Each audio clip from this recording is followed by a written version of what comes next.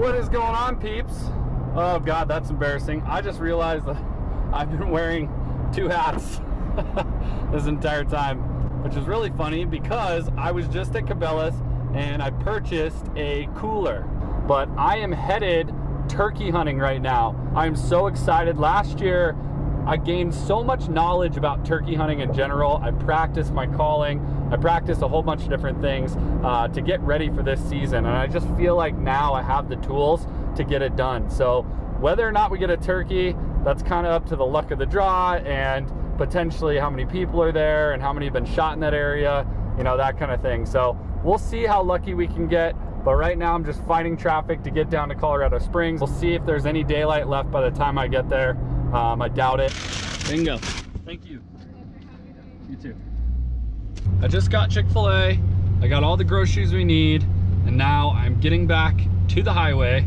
And it should take from here probably like 2.5 hours. Also, we're gonna do a little bit of a Cabela's cooler test. I know a lot of you are interested in coolers. Maybe you've bought a Yeti or a Pelican or Cabela's one yourself. We put the ice in the cooler about 20 minutes ago. It's 5 o'clock, essentially. So 5 p.m. on Friday, we'll see just how long that ice lasts in that cooler.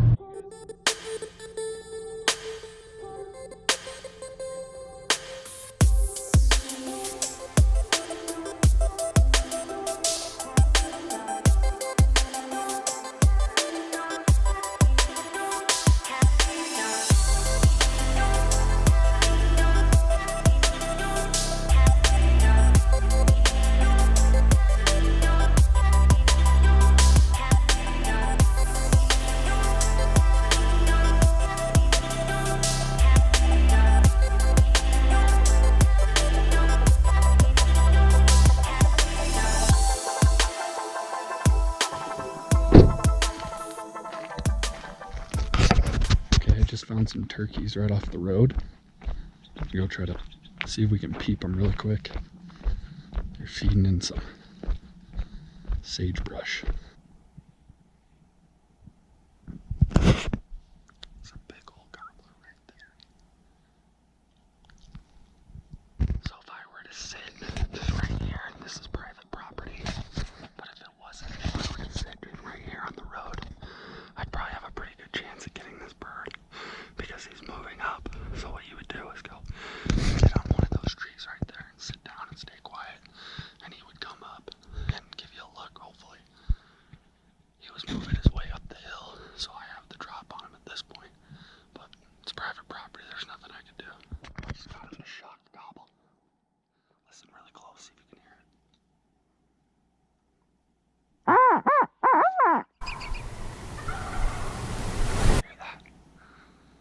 There's a big gobbler down there. Hope you heard that. We have, up in this quadrant, plenty in the kill zone. Patterned in the gun. We're gonna have to use Longbeard XR ammo. Nothing else stays tight after about 40 yards. There's a couple roosts, and I'm trying to wait until just after dusk. And then I'm gonna hit my Hooter Call and see if I can figure out where these birds might be. Sweet. I didn't think I'd have service. I think if there's birds on the roost, they should be able to hear us now. So I might try to blow this locator call. I'm just waiting for it to get a little bit darker. Here's my Hooter Call.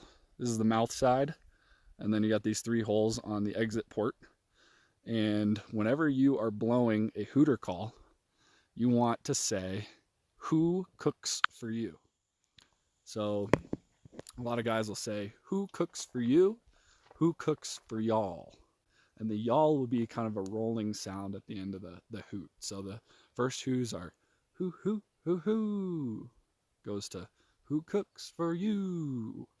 And you just roll out that last sound. And on the last one, you can say all, and it'll help roll it out. But really, you're not saying those words. You're just projecting that through here. So I'm going to turn this around, and you may hear them gobble at the call right away.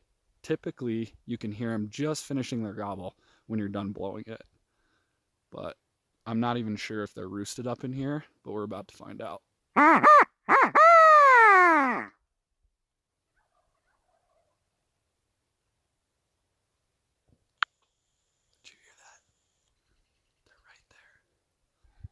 Did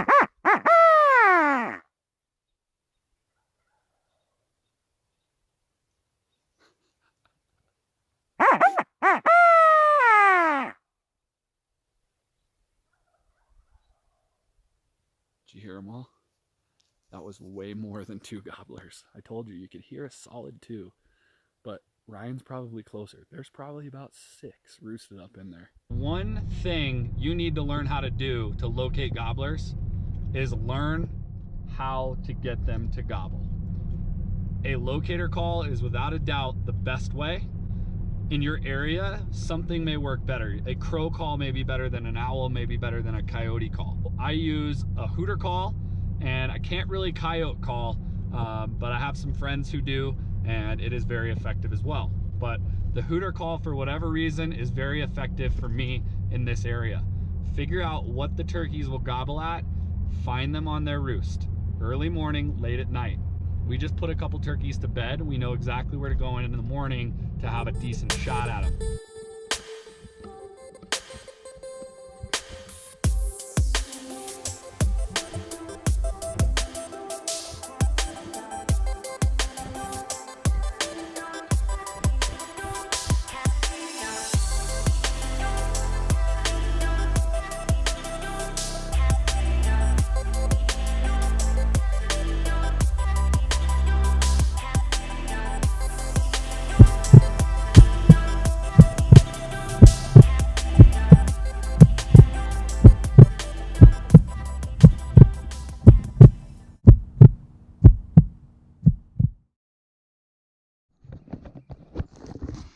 My GoPro died. I don't know how much of that you got on film, but I officially put down my first gobbler.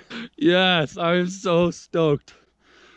I wanted somebody to come with me so bad, and I just felt like something was pulling me to come out here by myself and do it by myself and give myself the confidence. I've been hunting gobblers for 4 years, I think, since 2014, so this is my 4th season. And thanks to Lynn for helping me figure out how to work a bird. And I roosted them last night and knew where they were going to be.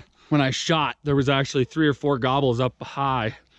The gobbler came down low through these trees here, and then he worked his way up, and I had set the hen right on the edge here so that if anybody below or above could see her. So I set a hen decoy there, and just a little bit back I set a Jake decoy.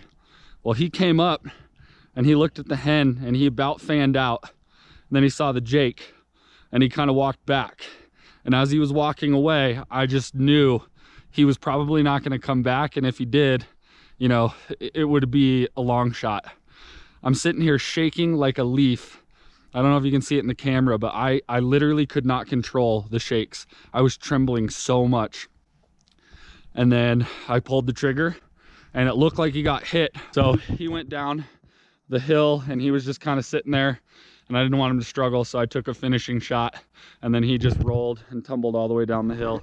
So we're gonna go get him. He's gonna be right on the edge of the woods there. I'll take that for a gobbler on the ground is all I care about. I'm just gonna pack up my stuff, then we'll go look at this bird. Yeah, baby. This is the first spot he went down, right here. Just kind of laid in this patch. I took my finishing shot, and there he is, right there at the bottom of the hill. I've never had this feeling before. I mean, I've shot ducks, but they come to you. When you got to hunt a bird like this, it's a different feeling.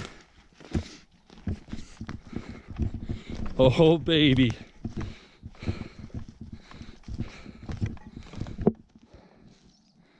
There he is.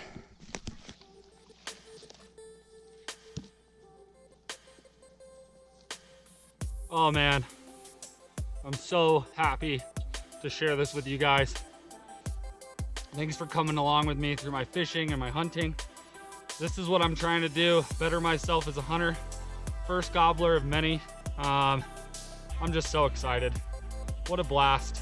I think he's got anywhere from probably a 7 to 8 inch beard. I'll measure it later. Beautiful fan, and no spurs really. The spurs are kind of like nubs.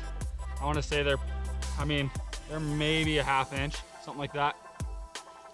What a blast. Thanks for coming to the channel. Subscribe, hit the like button, share with your friends. If you love Colorado outdoors, you come to the right place. Woo! Yeah, baby!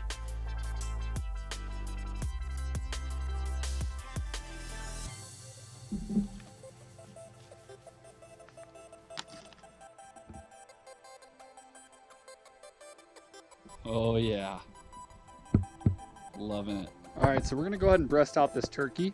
On most turkeys, they have kind of a featherless spot right here.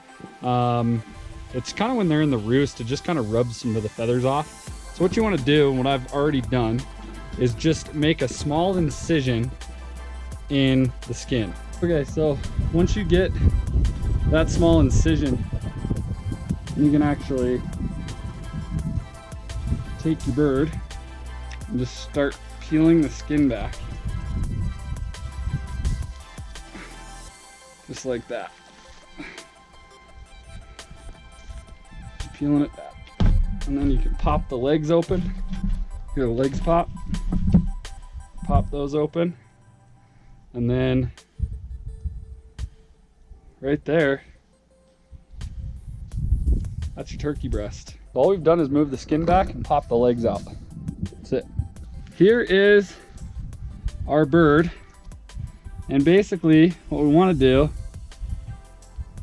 is we want to get right up on the bone here. We're just going to work our way down. This is similar to what you saw me do with the goose. Slow. There we go. Just keep following that bone down.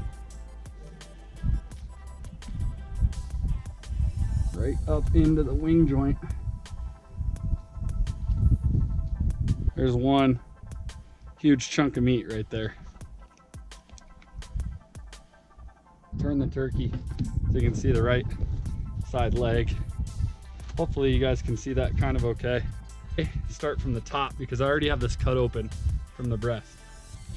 So what I'm gonna do is just peel this back, start slicing into the skin here. I'm just gonna get it so that I can start pulling this away from the turkey. So I'm not necessarily skinning it with my knife, but I'm like kind of using my fingers to work the meat off of there. And then I'm getting my fingers underneath here and I'm putting my fingers behind the breast or behind the leg, and I'm trying to work my fingers through the backside. Here's my knife from the inside. I'm just working this skin back on the leg. And then you get to a portion where the feathers start to fade out and it gets kind of scaly, and it's starting to turn into that leg. So that's kind of where I stop. And then I just take the skin off the backside and I just keep ripping until it comes off. Now you can see my leg is almost completely exposed. And then what we want to do is just keep pulling that skin back, and you want to get to where the leg actually meets the body. And then I'm just going to take my knife and I'm going to work it right up against the bone there, all the way over. And you're just going to kind of free that meat. Then you can bend it back and you can do it the other way, just like so. Just cutting up against the bone, getting nice and close. Make sure you get all that meat off. And then if the bone hasn't broken, you can just twist and pop your leg out. And that's it. And then just make sure you pick the feathers off. And then our bird is pretty much completely field dressed. Now you don't have to take the legs, you just have to take the breast, but I take the legs because you can slow cook it and make it really good. So we're done with our bird for now. I am gonna save him because I want to get his beard off and his tail feathers